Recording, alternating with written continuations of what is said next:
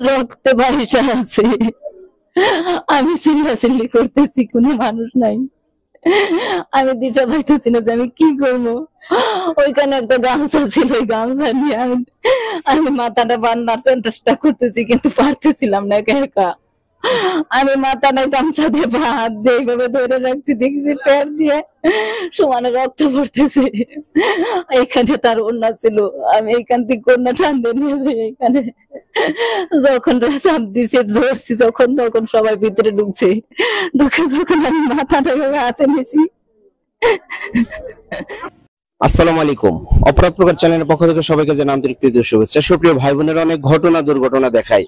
আজকে কিন্তু আমরা রয়েছি মগরা ইউনিয়নের ইউনিয়ন পরিষদের পাশে দাঁড়িয়ে রয়েছি, যেখানে একজন বিএনপি নেতার স্ত্রীকে নির্মমভাবে হত্যা করেছে।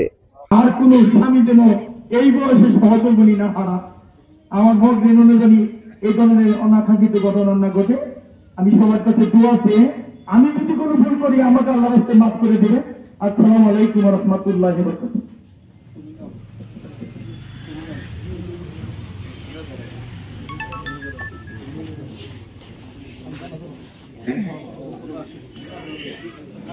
আসসালামু আলাইকুম। সুপ্রিয় ভাই বোনেরা, যে ঘরটিতে সেই আনিসুর রহমান উত্তমের স্ত্রীকে হত্যা করেছে, আমরা সেই ঘরটি আমরা দেখাচ্ছি।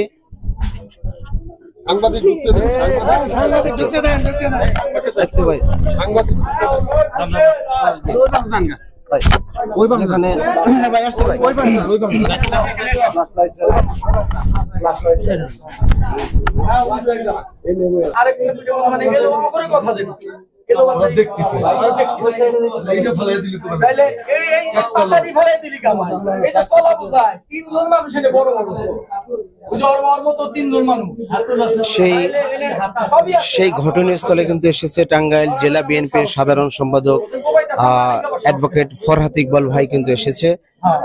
আচ্ছা, এই যে ঘটনা, এটা আপনারা কিভাবে নিচ্ছেন? এটা তো অত্যন্ত মর্মান্তিক ঘটনা। আসলে আমরা যেটা সন্দেহ করি, যেখানে আমাদের ইউনিয়ন বিএনপির সেক্রেটারি উত্তমকেই হত্যা করার উদ্দেশ্যে ঢুকছিল, কিন্তু উত্তমকে না পেয়ে হয়তোবা তার স্ত্রী ওদের চেহারাটা চিনতে পারছে, এই জন্য তাকে হত্যা করা হয়েছে। এবং আমি মনে করি যে এটা টার্গেট কিলিং, এবং এটা উত্তমকে হত্যা করার জন্য এই জায়গায় আসছিল। আমরা বলতে চাই যে অবিলম্বে হত্যাকারীদের গ্রেপ্তার করতে হবে, এবং কারা এর মদতদাতা, কারা এই হত্যার সাথে জড়িত, এটা অবশ্যই বের করতে হবে। প্রশাসনের কাছে ইতিমধ্যে আমাদের আলাপ হয়েছে এবং তারাও আশ্বস্ত করছে, এবং যদি এই তদন্তে কোনো ধরনের গাফলতি আমরা পাই, প্রয়োজন আমরা রাজপথে মগরা সহ টাঙ্গাইলের জনগণকে নিয়ে এটার বিচার নিশ্চিত করার দাবিতে যত প্রকার আন্দোলন করা দরকার আমরা করব। আমরা মনে করি আমাদের সেটা দরকার হবে না। তার আগেই প্রশাসন পারে না এমন কোনো কাজ নাই। আমরা মনে করি যে টাঙ্গাইলের প্রশাসন অবশ্যই এই হত্যাকাণ্ডের টার্গেট কিলিং এর মূল হোতা এবং ষড়যন্ত্রকারীদের তারা চিহ্নিত করে আইনের আওতায় আনবে, এটা আমরা বিশ্বাস করি। ধন্যবাদ। আচ্ছা, উত্তম একটু বাহির আসে। এই সময় না, তিনজন আসলে একটা আঘাত পাইলে তাও পর্যন্ত বাঁচানোর চেষ্টা করছে। আচ্ছা,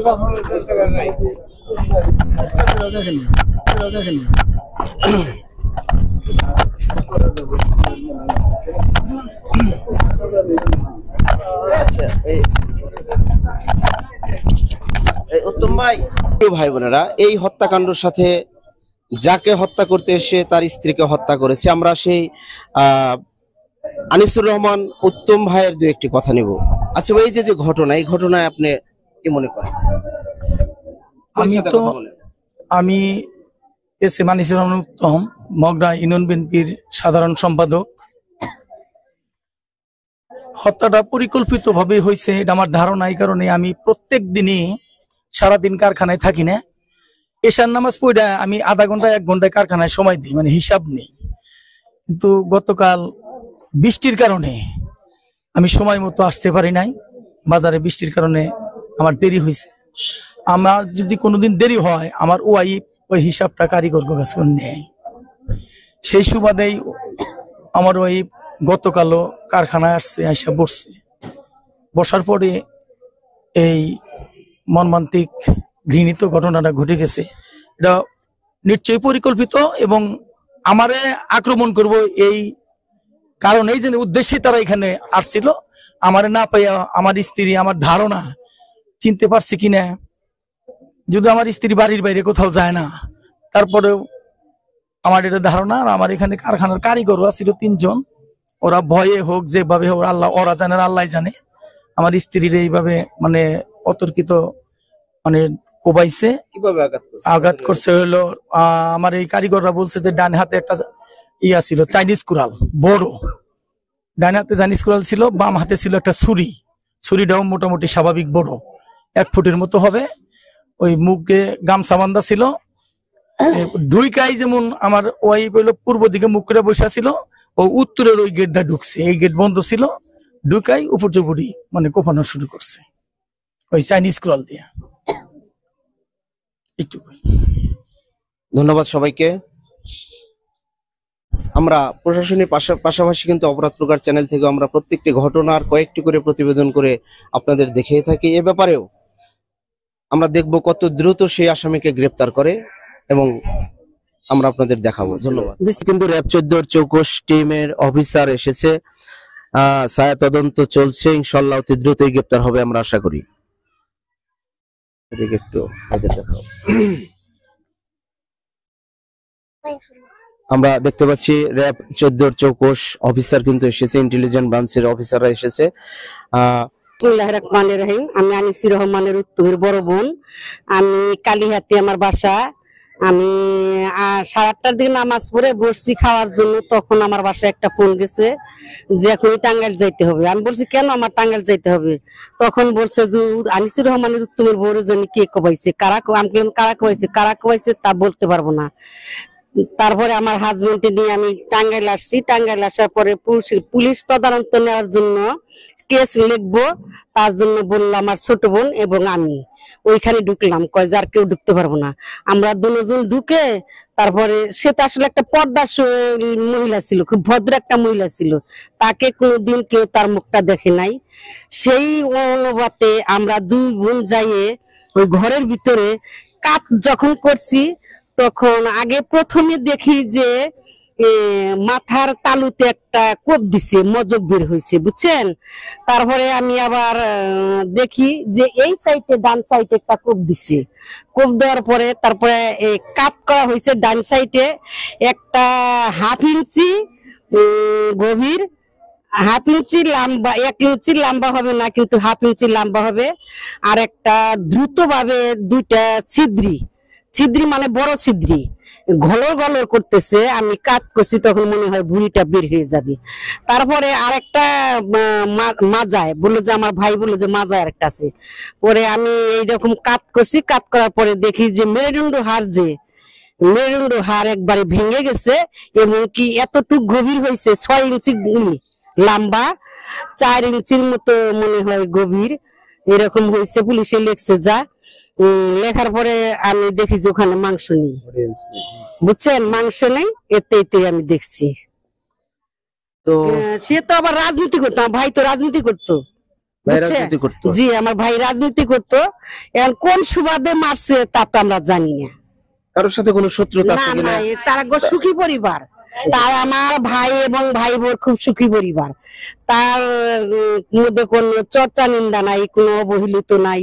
তারা স্বামী স্ত্রী খুবই মিলেমিশিত। কিন্তু তাই আমি নিন্দা জানাই যে ঘটনা এটা কোন জায়গায় ঘটছিল?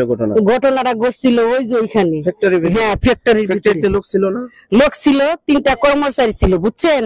আমার ভাই বউ তো মনে করেন যে 5 উল্টা দিয়ে মোড়ার মধ্যে বসে বিস্কিট প্যাকেট করবার নিয়েছিল 8:30টার দিকে।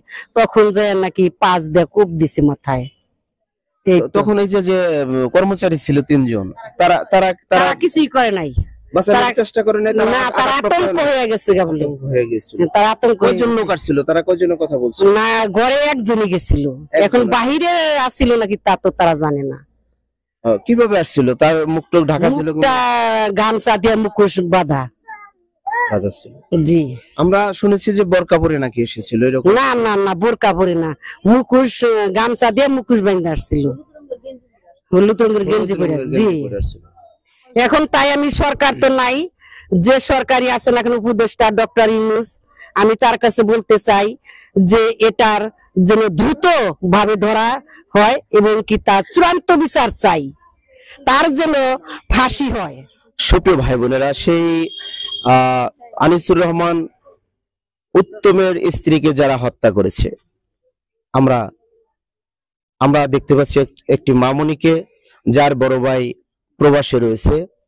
আসলে যে বয়সে মা এবং বাবা মেয়ের সুন্দর ভবিষ্যৎ গড়ে দিবে, সেই মাই কিন্তু জীবন থেকে চলে গেল।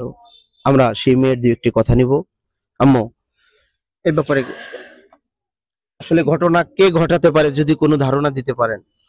এরকম কোনো ধারণা নাই কে ঘটাইছে কে করছে, এটা খুঁজে কেমনে বের করবো, কিন্তু যারা যেই করে থাকুক তাড়াতাড়ি খুঁজে বের করুক এবং সুষ্ঠু শাস্তি দিক, যেভাবে কোবাইছে তারা সেইভাবে মারুক সঠিক ভাবে। আমার ছোট বোনটা 7 বছর মাত্র, ওর কেমন হবে, ও মা ছাড়া হয়ে গেছে। এখন আমার বোন মা ছাড়া হয়েছে, আমার বোন নিজে বুঝতে পারতেছে না ও মা ছাড়া হয়ে গেছে। আপনার ভাই কোন দেশে আছে? আমার ভাই সৌদি আরবে আছে। হ্যাঁ, আমি জানি যে প্রবাসে প্রায় 10 থেকে 15টি প্রবাসী, 10-15টি দেশের প্রবাসী ভাই বোনেরা অপরাধ প্রকার চ্যানেল দেখে থাকেন। আপনারা জানেন যে অপরাধ প্রকার চ্যানেল প্রবাসীদের জন্য এত সুনাম অর্জন করেছে, এবং সেই প্রবাসী ভাইয়ের মাকে যারা হত্যা করেছে, অপরাধ প্রকার চ্যানেল থেকে আমরা খুঁজে বের করবো ইনশাল্লাহ। কি লাগে আপনার, কি লাগে? মারা গেছে জন্য কি লাগে? আমার ছোট ভাইয়ের ওয়াইফ। ছোট ভাইয়ের wife। হ্যাঁ, আমি আসছি তো পরে, আমার বাড়ি নাটোরে। নাটোর থেকে আসছে। কেমন ছিল তিনি? সে তো খুব ভালো ছিল, খুব ভালো ছিল। কয়েকবার মাছ ধরাতেও গেছে আমার সোনা, খুবই ভালো ছিল। ওই যে আমার বাচ্চা বউ ওই ব্যাংকের আগে দেখছে, ওই যে পয়সা আছে উনি, আমরা তাকেও একটু নেব। আপু, এই যে ঘটনায় আপনি কখন কিভাবে জানলেন, একটু পরিচয় দিয়ে কথা বলেন। আমি মোসাম্মদ লাবণী আক্তার, যে মারা গেছে তার ভাসিতা বউ। তার ভাইস্তা বউ? হ্যাঁ। আচ্ছা। আমরা ঘরে ছিলাম, কারখানার ওই লোকগুনারা যখন ডাক দিছে তখন আমি বাইরে আসছি, বাইরে বলছে যে মাইরা ফেলাইছে। তখন ধরে দিয়ে গেছি যে আমি সর্বপ্রথম বেকারের ভিতরে আমি ঢুকছি, ঢুকার পরে দেখেছি আমার পায়জালার মতো পড়ে আছে, রক্তে বাড়িটা আছে। আমি চিল্লাচিল্লি করতেছি, কোনো মানুষ নাই। আমি দিশা পাইতেছি না যে আমি কি করবো। ওইখানে একটা গামছা ছিল, ওই গামছা নিয়ে আমি মাথাটা বান্ধার চেষ্টা করতেছি, কিন্তু পারতেছিলাম না একা একা। আমি মাথা নাই গামছা দিয়ে বা হাত দিয়ে এইভাবে ধরে রাখছি, দেখছি প্যার দিয়ে সমানে রক্ত পড়তেছে। এখানে তার ওড়না ছিল, আমি এইখান থেকে ওড়না টান দিয়ে নিয়ে যাই এখানে। যখন চাপ দিছে ধরছি, তখন সবাই ভিতরে ঢুকছে, ঢুকে যখন আমি মাথাটা এভাবে হাতে নিয়েছি, দেখেছে মাথার কুলিটা নড়তেছে।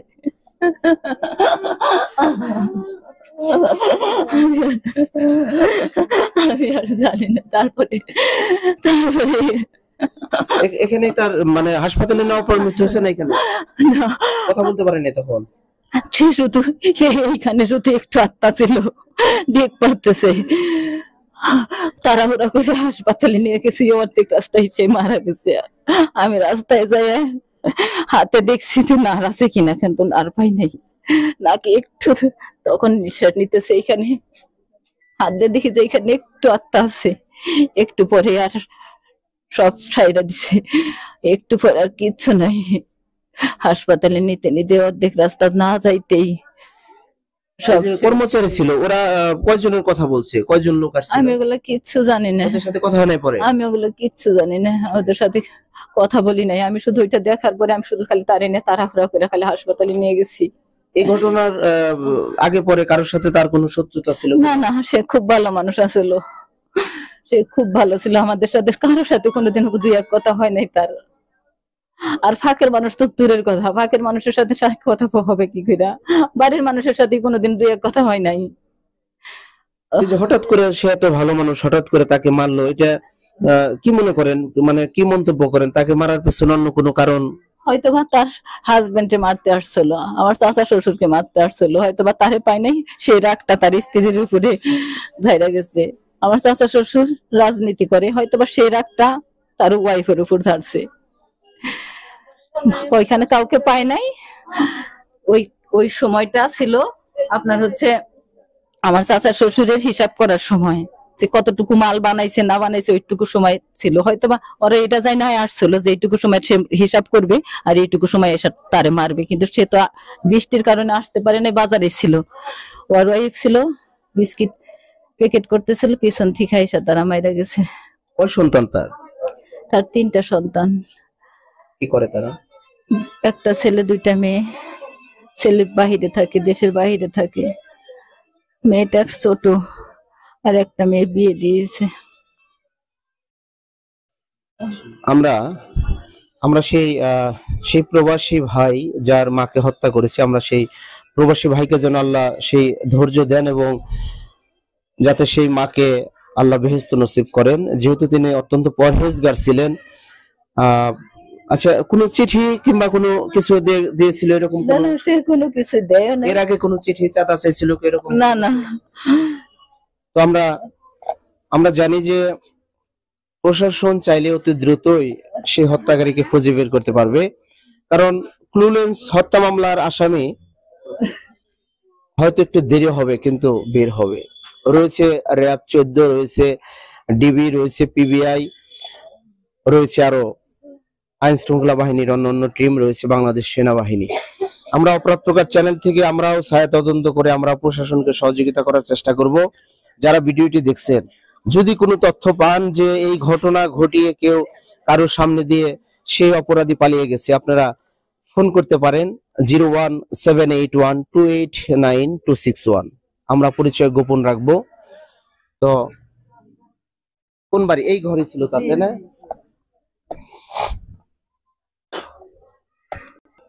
এই ঘরটি ছিল সেই আনিসুর রহমান উত্তমের সেই ঘর, যার স্ত্রীকে হত্যা করেছে। আমরা সেই নিহত লিলি আক্তারের যে ঘরটি সবই পড়ে রয়েছে, কিন্তু আজ তিনি নেই।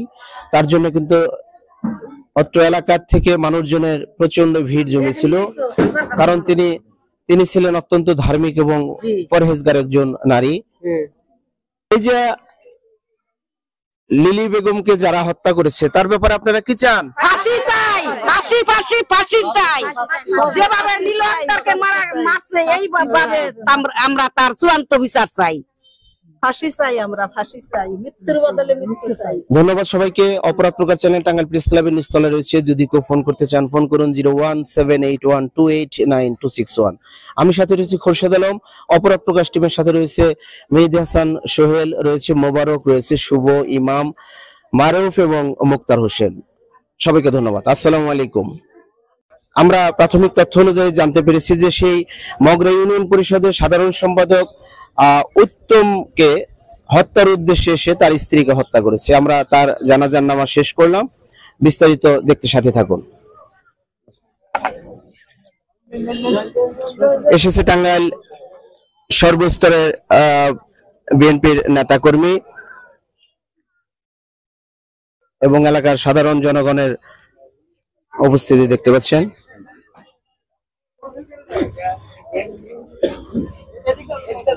আনিসুর রহমান উত্তম, যিনি মগরা ইউনিয়ন পরিষদ মগরা ইউনিয়ন বিএনপির সাধারণ সম্পাদক, সেই আনিসুর রহমান উত্তমের স্ত্রীকে তার প্রতিষ্ঠানের ভেতরে ঢুকে কুপিয়ে হত্যা করেছে।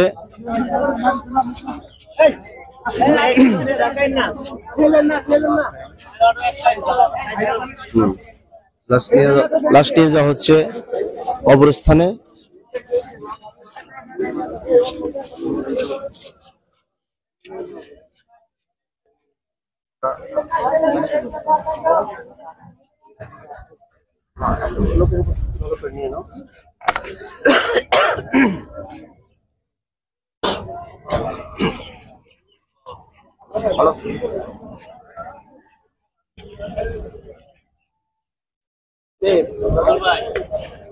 কথা আছে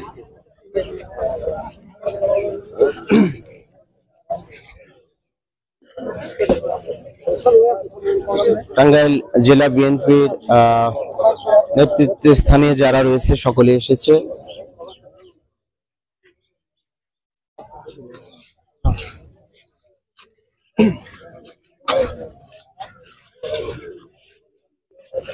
আসসালামু আলাইকুম। আসসালাম, ভালো আছেন ভাই? ভালো আছেন?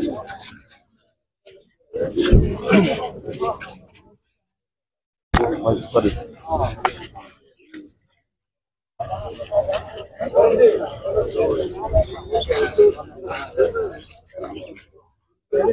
জেলা বিএনপির সভাপতি এবং দেখতে পাচ্ছেন আহমেদুল হক শাকিল ভাইকে দেখতে পাচ্ছেন।